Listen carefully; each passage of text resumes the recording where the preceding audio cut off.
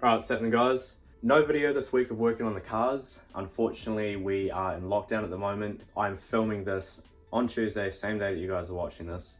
Do have a few things that I can do from now on, but yeah, just been pretty lazy, I guess, up to this point. So I figured I'd do a Q&A for you guys. I chucked a thing up on my Instagram story for you guys to ask me some questions. So if you aren't following my Instagram, link in the description down below. Go check it out, give me a follow, and yeah, you'll see some obviously just photos and shit of the cars, and on my stories whenever we go to Mexico, yeah, all this good footage gets uploaded there, so definitely worth a check. Got a lot of questions from you guys, which is awesome, so thank you to all you guys that did ask some questions. Got a lot of the same stuff, sort of some stuff that sort of relates to others in a way, so some will be, I guess, put together. But yeah, let's get started anyway. So I will start off with some Silvia questions. So basically my plans for that car originally was to get it done so it was ready in time to do at least a couple track days and stuff for the end of the season.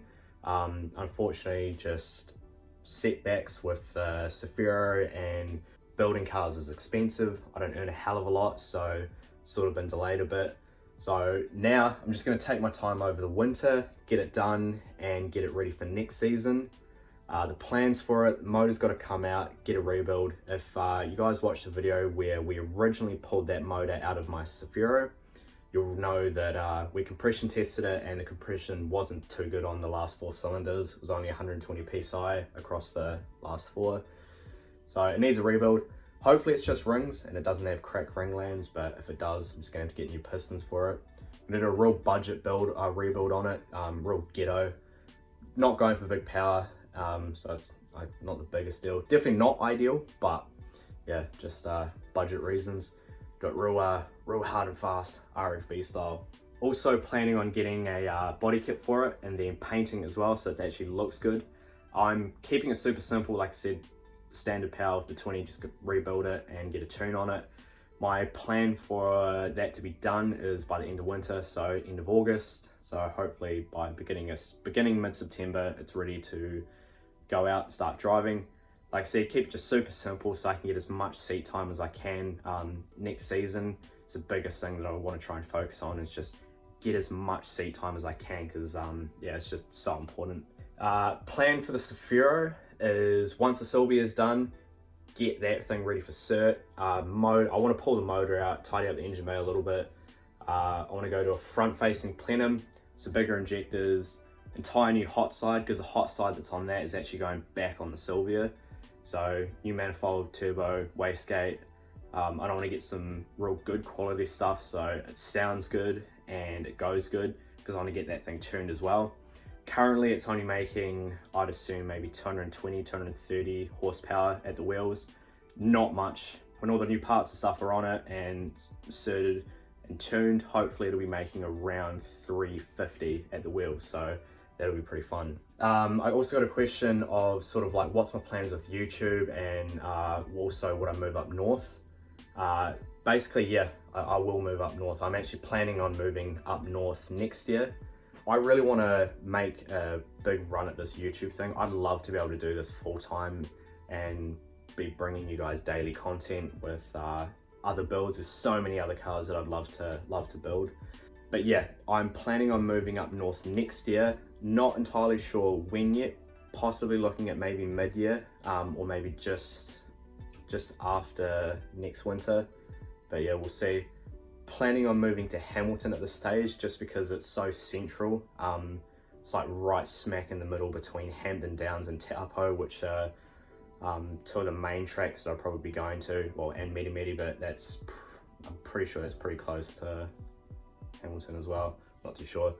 The reason why I am thinking of moving up north is, like I said, I want to do this YouTube thing full time, and car scene down in the south is cool, but it's just got nothing on up north. Same with the track days and stuff. There's just so many more track days up there, so many more tracks to drive, and so many more people to drive with as well. And there's a lot of people that drift down in the south here. There's a lot of great drivers, but just the volume of up north is just so much greater. So opportunity for seat time and stuff is just, yeah, so much greater. There's a couple of YouTubers up there as well that be pretty cool to be able to do like regular collabs with. As you guys would have seen a couple of videos I did with Alex Berry and Caden from Street Side. Someone that I didn't get to catch up with when I was up north, but someone that will be doing some collabs in the future with is Guy Maxwell of Choice Files. So yeah, that's gonna be pretty cool, and just moving up north makes all of that stuff so much easier. How did I get into the RB scene? So initially I brought my first RB, was my R32. It was a golden R32 20E, and that thing was awesome. Knew nothing about cars back then, brought that, just thrashed it, sold it. And then I brought my first Safiro, which was an absolute piece of shit. It was the hoariest, most RFB thing you would have ever seen. And again, knowing nothing about cars, I then purchased my current Safiro as a rolling body, and with the help of my uncle, we took all of the good parts from that shit Safiro, and yeah, built the car that I have now. And I learnt, it's also how I learnt everything. Like I said, going into that, I knew nothing, and yeah, with the help of my uncle, I know pretty much what I know now, and pretty proud of that, because I mean, I know so many people that just go out and buy cars. I mean, each to their own, but yeah, there's something really satisfying in building a car and then yeah, and then being able to enjoy it. Which sort of leads me into my next question. What is my favorite car that I have? And obviously it's the only one that's actually going. I haven't driven the Silvia yet, but even when the Silvia is going, I think the Safiro will still be my favorite car, just simply for the fact that it's got so much sentimental value to me.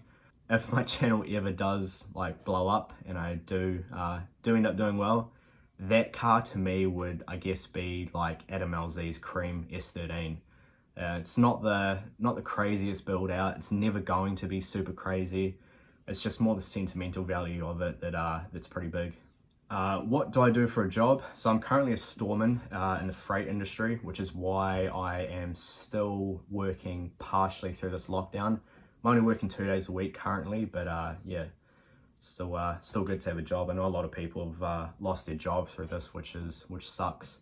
Safiro or R33? It's a no-brainer really. Safiro all day. I don't have anything against R33s. I would own one day. I don't own a coupe, not a four-door. But yeah, definitely would take the Safiro. Dream car of mine would be super hard to pin down. Like I said, I really want this YouTube thing to work out so I can build lots and lots of different cars and bring you guys the content. So if I had to pick, I would probably say an R32 GDR. But again, there's so many different cars that I'd love to own one day. And would I own a rotary? Fuck yes, I'd own a rotary.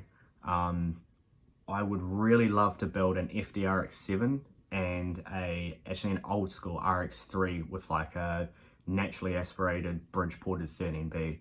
Just something super sick like that. Like, I love rotaries. They're just so damn expensive, and right now my priorities are sort of drifting and getting Safiro sorted. Would I tip in an AU? Fuck yeah, I'd tip in an AU. I'd actually like to own an AU one day as well. Probably when I move up north is when I might start looking at getting other cars and stuff. So my plans would be to bring the Silvia up, bring my Safiro up, and my other Safiro that I have that's just the shell at the moment, either look at maybe selling it or keeping it down here for maybe a future project to have a car down here. But yeah, when I move up north, I'll probably look at starting to get some other cars, and I definitely own an AU as like a little hack and something to maybe make a bit of just fun content with.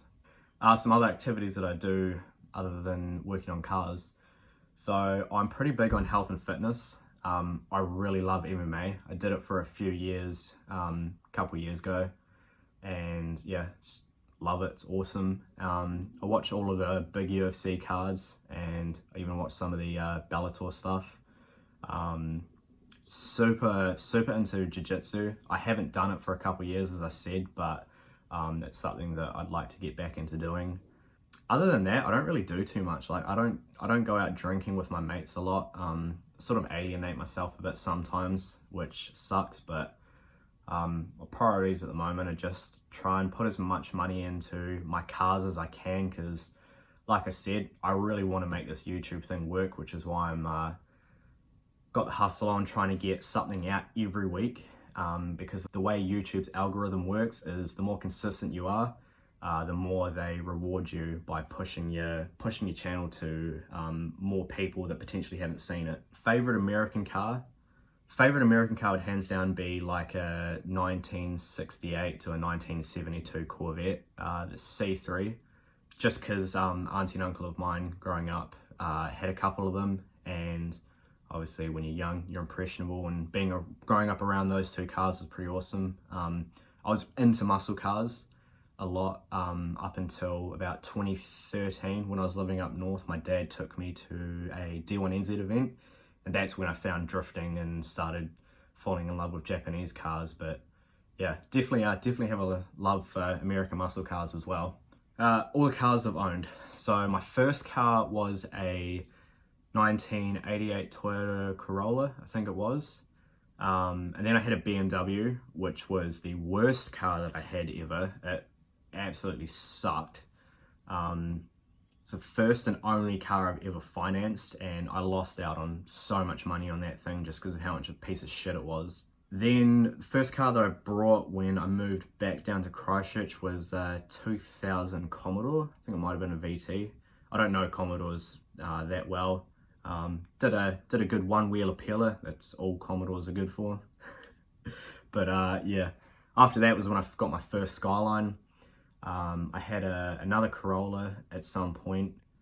I had a couple of Ford Lasers, 1.3 Ford Lasers. One of them I brought for like $500 and took it down to the river a couple of times and just absolutely thrashed it. It's probably the most fun car I've ever had. And then obviously I've had the Sephiros and my Silvia. So yeah, that's pretty much all the cars I've had. Might be a couple more that I've forgotten. All right, last question. I actually was meaning to answer this earlier in the video, but oh well. Kit for the Sephiro. I'm not a fan of massive kits on Sephiros. The only thing I'd probably ever put on a Sephiro would either just be the standard stuff, or I wouldn't mind getting a Ortec kit for it. It's probably the only thing I'd put on the Sephiro. Personally, like I said, I just don't think Sephiros look that good with massive kits. But yeah. So that'll be it for this. Cheers for watching, guys. If you have any more questions you'd like to ask, I'll probably maybe do another Q&A video at some point in the future. But yeah, cheers for watching, guys. Cheers for the support, and catch you next week.